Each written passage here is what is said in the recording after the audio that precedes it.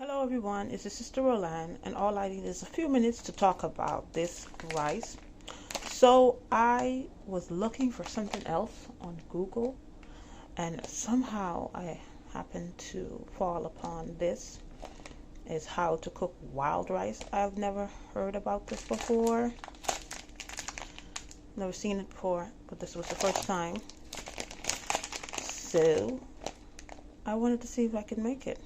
So I went to go look for it. They sell them in Publix, Target, Walmart.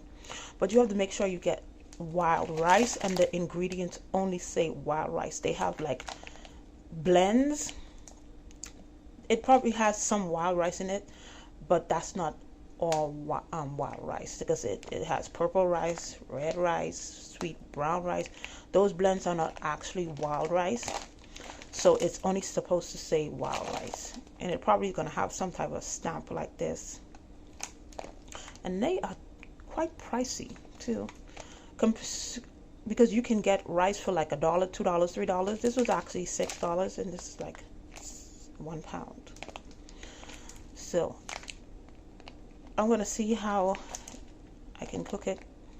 So it's probably like, when you're making bulgur, if you know what bulgur, wheat or brown rice, it has a very long cook time.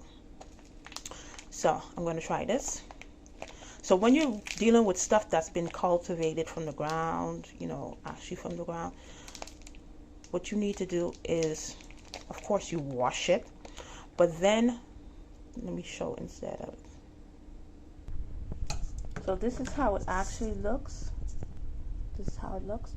So usually when I'm dealing with, that's how I was taught. Usually when I'm dealing with stuff like this, you actually put it in little bits, put it in like a strainer, and then you go through it to see if you find any rocks or any, debris. Some stuff is gonna, they're gonna go up to the surface when you put it in water, but some stuff you actually have to look through them. So you probably won't get everything, but you will get a significant amount. So I'm gonna go sift through this and see if I can find any metal or rock or whatever it may be.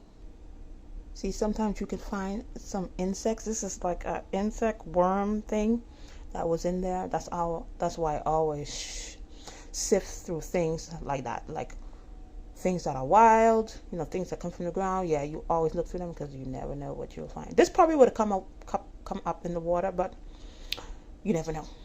I'm going to make the rice. I already washed it in hot water 3 times. Then I'm going to pour my olive oil. I don't use measurements, sorry. I don't. Then I'm going to put my garlic with pepper blend. I put garlic, I put red peppers, green peppers, thyme, and green onions. I also put red onions also. So I sauteed for a bit, and then I'm going to add water.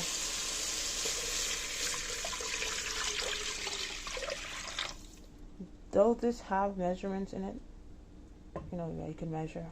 I don't use it. And you probably don't need a big old pan like this or pot, but that's what I'm using. I'm just going to use half of it anyway. So this is how the water looks.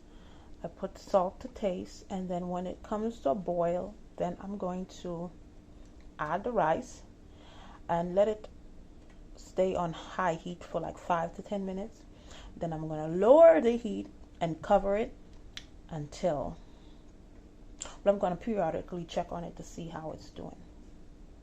That's how I'm going to do it.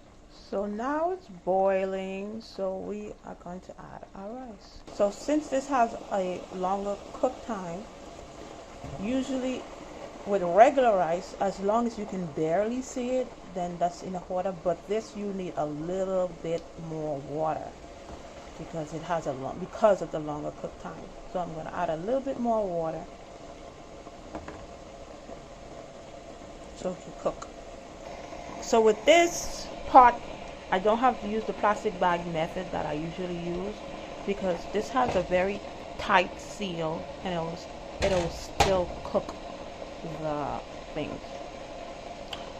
So no plastic bag method today. So I'm gonna let it cook for like 5 to 10 minutes, maybe 10 minutes on high heat, and then I'm gonna lower the heat.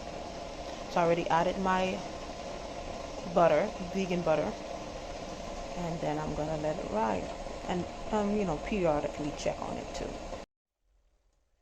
So here's the rice. I had put a little too much water. That's my first time cooking it, so I had to drain it. So this is how it looks. How it looks. See the difference before and after. So whenever you're cooking things like this, like, it's just the same way you cook brown rice, the same way you do this. You let it cook on high heat for a little bit, and then you lower the heat and let it go. But this time I put too much water, but it's cooked. So it's like it bursts open, because you remember how it was just that dark rice, and you see how it bursts open, and it has the smell is not like rice. It doesn't smell like, you know how rice smells. It has a different smell, like a earthy. It's just a different smell that it has when it's cooking. But this is it in its completion. So here's the brown rice plated. I tasted it. I didn't want to be chewing on the video, but it tastes, it wants to taste like brown rice, but then it's like you put like a leafy type thing in, like a kale or a spinach, but not spinach, but like a thicker, like something like a kale or collard greens. It like, that's how it tastes. So this is it. Wild rice, the actual wild rice, not the blended one. So you get the wild rice if you want to try and cook this. So they say it's very high in fiber, and it has a lot of potassium, and plus it has more protein than any other rice. So that's another thing to go by. So thank you for watching, and I'll see you in another video. Bye.